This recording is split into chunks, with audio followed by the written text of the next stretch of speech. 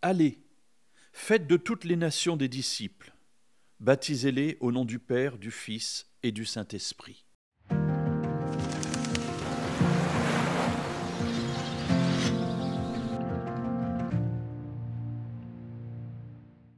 Alors je vais faire quelque chose que je ne fais jamais, je vais couper ce verset, je ne vais pas lire la suite pour m'arrêter simplement au début. Allez, faites de toutes les nations des disciples. Alors pour savoir ce à quoi Jésus fait allusion, il nous faut comprendre qu'est-ce que c'est qu'un disciple. Est-ce que Dieu me demande d'aller voir mes voisins et de les forcer à le connaître, ou de les forcer à l'aimer, si tant est qu'on puisse forcer quelqu'un à aimer quelqu'un d'autre? Qu'est-ce que Dieu me demande? Il me dit, au travers de la parole de Jésus, faites de toutes les nations des disciples. Donc le premier élément déjà que je vois dans cette petite parole, c'est que Dieu me demande de ne pas faire de tri. Il ne m'a pas dit aller voir les blancs ou les noirs, ou les riches, ou les pauvres, ou les enfants, ou les personnes âgées, mais il dit toutes les nations.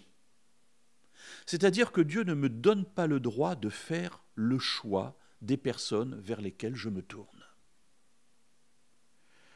Le deuxième élément, c'est qu'il me demande de faire des disciples, c'est-à-dire qu'il me demande non pas de faire des disciples de moi, mais des disciples de Jésus. C'est-à-dire que je dois, par ce que je vais mettre en place, apprendre aux personnes que je rencontre et qui acceptent de m'écouter, de les amener vers Jésus afin qu'ils apprennent à le connaître et à l'aimer. Il ne s'agit pas de faire de toutes les nations mes disciples. Je ne suis pas le maître, je ne suis pas celui qui est mort pour eux, je ne suis pas celui qui les sauve, mais je suis comme eux, avec un tout petit peu d'avance, quelqu'un qui a découvert la grâce et l'amour de Dieu.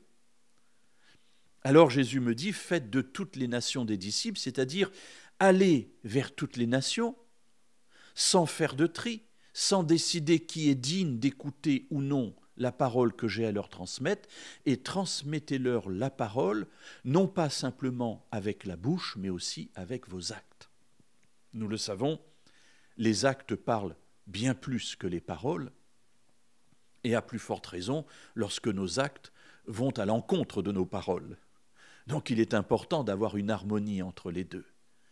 Mais si nous avons cette harmonie, de toujours aussi nous souvenir que les regards ne doivent pas être portés sur nous, mais sur Jésus. Ainsi, le disciple qui découvre va découvrir Jésus.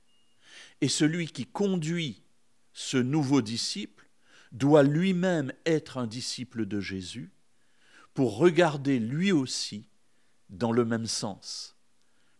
À ce moment-là, nous pouvons comprendre la suite du récit, les baptisant au nom du Père, du Fils et du Saint-Esprit, et les enseignant à garder tout ce que je vous ai prescrit. Étant moi-même disciple de Jésus, je peux amener quelqu'un à le devenir.